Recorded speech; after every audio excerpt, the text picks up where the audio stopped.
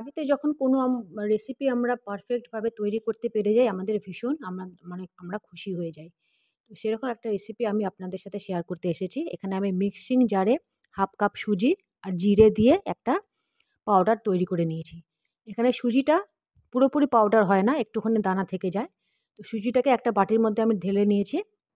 এবার ওই mixing জারেতেই 1/2 cup চিনি দিয়ে দিয়েছি। চিনিটা এখানে কম বেশি করতে পারেন। এখানে পাউডার হয়ে গেছে। পাউডারটাকে এবার একটা মিক্সিং বোলে ঢেলে নিলাম। এবার ওরই মধ্যে বাড়িতে ফ্রিজে স্টোর করে রাখা দুধের সর আমরা সবাই ফ্রিজে স্টোর করে রাখি। সেই দুধের সর এখানে বা ক্রিম এখানে 4 থেকে 5 চামচ নিয়ে নিয়েছি। তো আজকের এই রেসিপিতে কোনো রকম বাটার বা তেল এখানে ইউজ হয়নি। পুরো রেসিপিটাই ক্রিম দিয়ে তৈরি। তো এখানে একটুখানি নুন দিয়ে দিলাম। হালকাভাবে নাড়িয়ে নিলাম। একটুখানি লঙ্কা গুঁড়ো দিয়ে দিলাম। লঙ্কা গুঁড়োটা অপশনাল। ভালো করে এটা বিট করতে হবে। এখানে পুরোপুরি ফ্লাফি হবে না, যেহেতু এখানে নুন দেয়া হয়েছে। তো ওই ক্রিমের মধ্যে সুজিগুলো মানে সুজিটা সব এখানে দিয়ে দিলাম। আর 4 থেকে 5 চামচ এখানে আটা দিয়ে দিলাম। হালকা হাতে একটুখানি মিশিয়ে এর মধ্যে আরও একবার ছাঁকনি রেখে উপর দিয়ে আরও বাকি যে আটাটা আছে 4 থেকে 5 চামচ তার উপর দিয়ে বেকিং সোডা, বেকিং পাউডারটা বেশি লাগবে আর বেকিং সোডাটা একটুখানি লাগবে, দিয়ে একটুখানি ছাঁকনি দিয়ে ছেঁকে নিলাম যাতে বেকিং পাউডার আর সোডাটা ভালো করে মিশে যায়। এখানে আটাটা বন্ধুরা পুরোপুরি মোট এখানে 1 কাপের মতো আটা এখানে ইউজ করতে হবে। 1/2 কাপ সুজি তো 1 কাপ আটা। তো এবার সমস্তটাই গ্র্যাজুয়ালিভাবে মেশানোর পর এবার একটু হাত লাগাতে হবে। হাতটাকেও খুব ভালো করে ধুয়ে একটা নর্মাল একটা ডো তৈরি করতে হবে। এখানে কিন্তু বেশি চেপে চেপে ডোটাকে তৈরি করা যাবে না।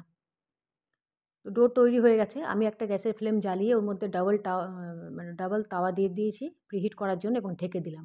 এবার ডোটাকে একটুখানি হালকা হাতে চেপে গোল একটা বলের শেপ দিয়ে এখানে একটা প্লাস্টিক শিট আমি নিয়ে নিয়েছি। এই শিটটা কিন্তু কোনো আজে বাজে শিট নয়, এটা হচ্ছে খাবারেরই শিট, মানে প্লাস্টিক শিট হচ্ছে। খুব ভালো করে আমি শিটটাকে ধুয়ে নিয়েছি। শিটটাকে ভাঁজ করে তার মাঝখানে ফোল্ড করে তার মাঝখানে বলটাকে দিয়ে বিস্কুটের বল মানে ডোটাকে দিয়ে হালকা হাতে চেপে একটু বড় করে নিলাম। তারপরে বেলনা দিয়ে রুটির আকারে একটুখানি বড় করে বেলতে হবে। এখানে বেশি পাতলা করা চলবে না, কারণ বিস্কুটের যে থিকনেসটা থাকে সেই হিসেবে এখানে থিকনেসটা রাখতে হবে। তো ঘুরিয়ে ঘুরিয়ে এটাকে বড় একটা রুটির আকারে আনতে হবে। এরপর যে কোনো কাটারের সাহায্যে, নিজেদের পছন্দ মতো কোনো কাটারের সাহায্যে এখানে শেপ দিতে পারেন। তো আমার এখানে একটা ছোট বাটি আছে স্টিলের, সেই বাটির আকার আমি এখানে দিয়ে দিলাম। আরও নানা রকমের আকার আমি এখন দেব। নিজের ইচ্ছের মতো যে কোনো আকার এখানে দিতে পারেন। বন্ধুরা, আজকের রেসিপিটা বাড়িতে অতি অবশ্যই বানাবেন। বাচ্চাদের খুব ভালো লাগবে। টিফিনেও দিতে পারেন বাচ্চাদের। সকালে ব্রেকফাস্টের আগে চা যে আমরা খাই তার সাথে বিস্কুট বা সন্ধেবেলার বিস্কুটের চায়ের সাথে এই বিস্কুট দারুণভাবে জমে যাবে। তো আমি এখানে নানা রকমের শেপ দিয়ে দিয়েছি, যেমন যেমন রুটিটা হয়েছে, ডোটা হয়েছে, ডোয়ের মানে বেলে যে রুটিটা তৈরি হয়েছে, এখান থেকে বাকিটা শেপটা দেওয়ার পর বাকি যে ডোয়ের অংশটা আছে ওটাকে বার করে আরও একবার ডো ওখানে তৈরি হয়ে যাবে। ওর থেকে নিজেদের ইচ্ছে মতো অন্য কোনো শেপ এখানে দিতে পারেন। যে সব শেপগুলো এবার তৈরি হয়ে গেছে। এবার যে প্রিহিট করা তাওয়াটা রেডি, এর মধ্যে একটুখানি আটা দিয়ে দিলাম যাতে ডোটা তাওয়ার মধ্যে লেগে না যায়। আপনারা এটা অপশনাল, দিলেও দিতে পারেন, আটাটা ছেটাতেও পারেন।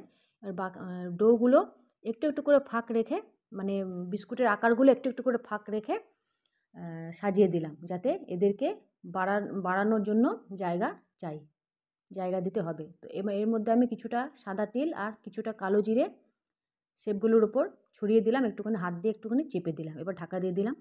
তো ওই ব্যাচটা বন্ধুরা হয়ে গেছে। তো আমি ভিডিও করতে ভুলে গেছিলাম। নেক্সট যে একটুখানি যে লেফট ছিল, বাকি যে ডোটা সাইড থেকে বেরিয়েছিল, সেই ডোটা থেকে নিজেদের পছন্দ মতো এই ছোটো ছোটো আমি আকারে কেটে এটাতে বিস্কুট এখানে তৈরি করা হয়ে গেছে। দেখুন খুব ভালোভাবে তৈরি হয়ে গেছে।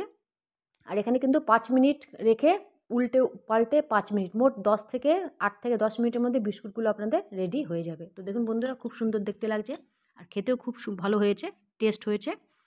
বাচ্চাদের খুব ভালো লাগবে এবং সবথেকে বড় কথা হচ্ছে হেলদি এটা। যত পারেন এটা মানে খাওয়া যেতে পারে, বাচ্চাদেরও টিফিনে দেওয়া যেতে পারে। দেখুন খুব সুন্দর হয়েছে। তো আপনারা অতি অবশ্যই বানাবেন। কমেন্টে জানাবেন কেমন হয়েছে। আমার রেসিপি ভিডিও যদি আপনাদের ভালো লেগে থাকে তাহলে আমার রেসিপি ভিডিওকে লাইক শেয়ার করবেন আর আমার চ্যানেলকে সাবস্ক্রাইব করবেন।